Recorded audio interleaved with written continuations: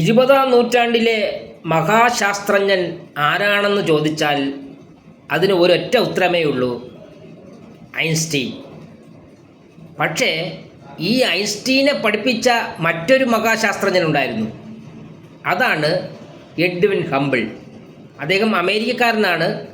പക്ഷേ അദ്ദേഹം നൽകിയ ഏറ്റവും വലിയ സംഭാവന എന്ന് പറഞ്ഞാൽ ഈ പ്രപഞ്ചം എന്താണെന്ന് ശാസ്ത്രലോകത്തിന് പരിചയപ്പെടുത്തിയത് ഈ ഹബിളാണ്.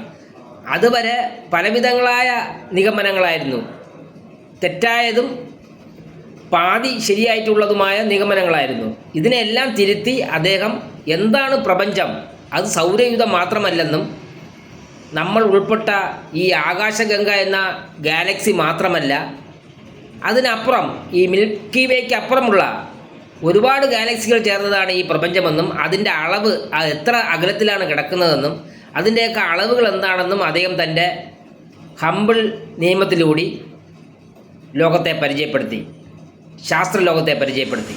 അതാണ് അദ്ദേഹത്തിൻ്റെ ഏറ്റവും വലിയ വിജയം. ഈ ഹബിളിൻ്റെ ലോയിൽ നിന്നാണ് ഇന്നും നാം ബഹിരാകാശത്തെക്കുറിച്ചുമൊക്കെ കാര്യങ്ങൾ പഠിക്കുന്നത്. ഇദ്ദേഹത്തിൻ്റെ മരണം പോലും വലിയൊരു അത്ഭുതമായിരുന്നു. അദ്ദേഹം 1953 മരിക്കുന്നത്, 63-ാമത്തെ വയസ്സിൽ. മരിക്കുമ്പോൾ അദ്ദേഹം പറഞ്ഞു, എൻ്റെ ശവശരീരം ആരും അറിയാത്തവരിടത്ത് അടക്കം ചെയ്യണം. ആ അടക്കം ചെയ്ത സ്ഥലം ആരെടുത്തും പറയരുത്.